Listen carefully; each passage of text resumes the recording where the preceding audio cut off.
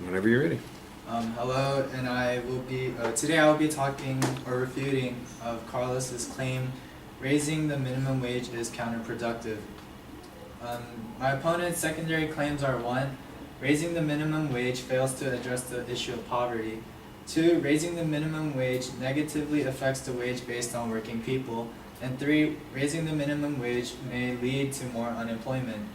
Now here's my response to his first supporting claim. Carlos states the poor are not benefiting from this program. He doesn't really state what program is really being funded or occurring. And the 2015 U.S. Census Bureau lists between 2014 and 2015, poverty rates decreased for all 3 major age groups. The poverty rate for children under age 18 dropped 1.4% points from 21.1% to 19.7%. Rates for people aged 18 through 64 dropped 1.1% points from 13.5% to 12.4%. Poverty rates for people aged 65 and above decreased 1.1 percentage points from 10% to 8.8%.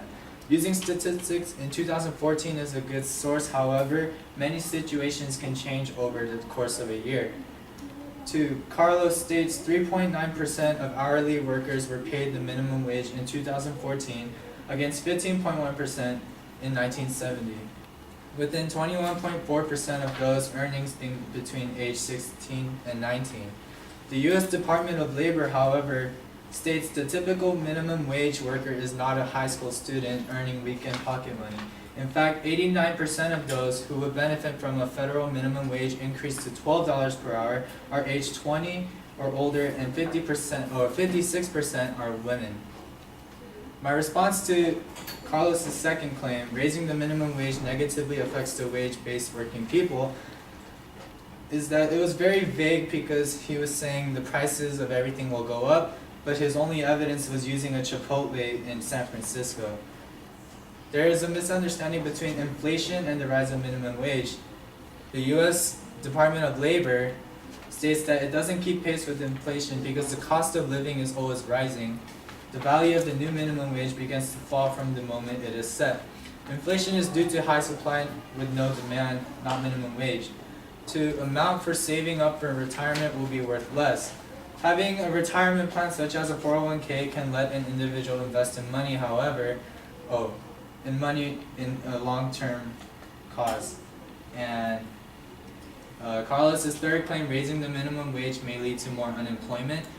Upping the minimum wage increases the cost of labor. In a letter to President Obama and congressional leaders urging a minimum wage increase, more than 600 economists, including 7 Nobel Prize winners, wrote, with the weight of evidence now showing that increases in the minimum wage have had little or no negative effect on the employment of minimum wage workers, even during times of weaknesses in the labor market.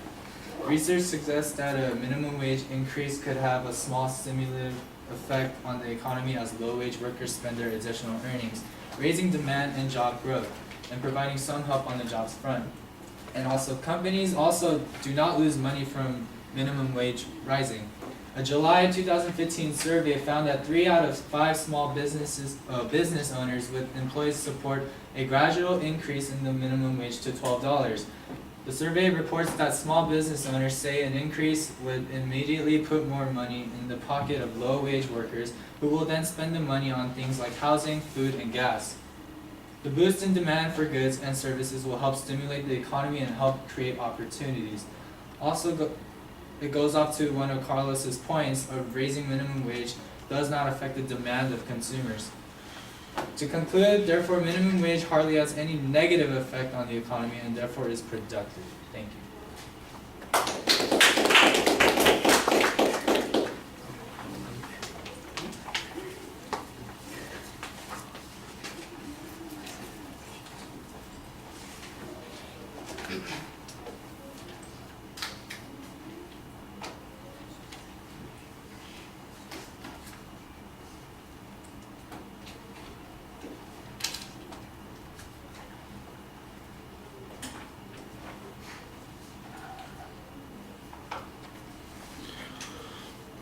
All right, the propositions identified, the secondary claims are outlined. You get to the first point and you talk about the impact on poverty.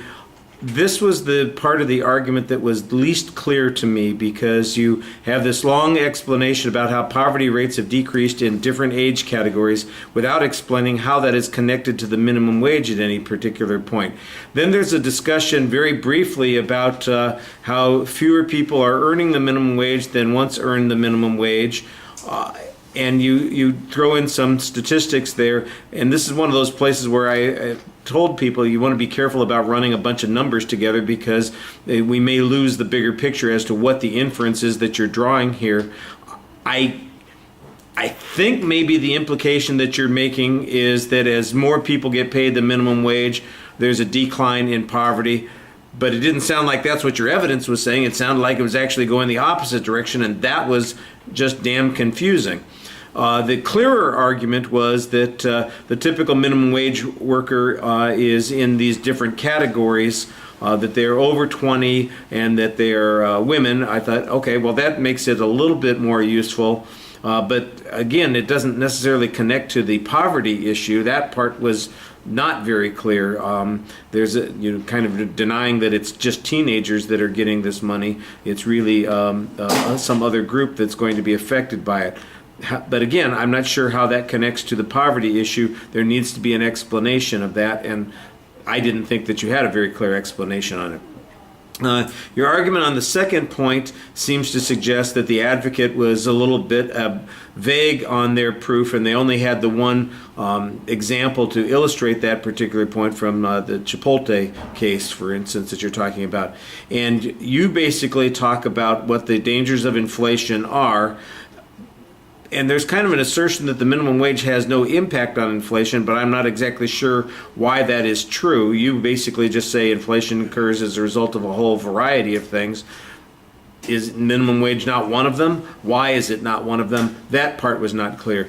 Your clearest argument was on the unemployment issue, where you had some data from economists that suggested that the minimum wage doesn't have an impact, a negative impact on employment, that there are groups of employers out there who support the idea of an expanded minimum wage. One of the things that it's not quite clear if 3 out of 5 employers say that it would be a good idea to increase wages. Why are they not increasing wages? Why do they need the minimum wage to produce that? Why don't they increase the wages on their own? There's not really much of an explanation on that particular point.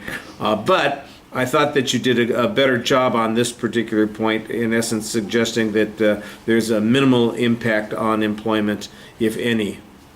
So that part was clearer. Okay, thank you.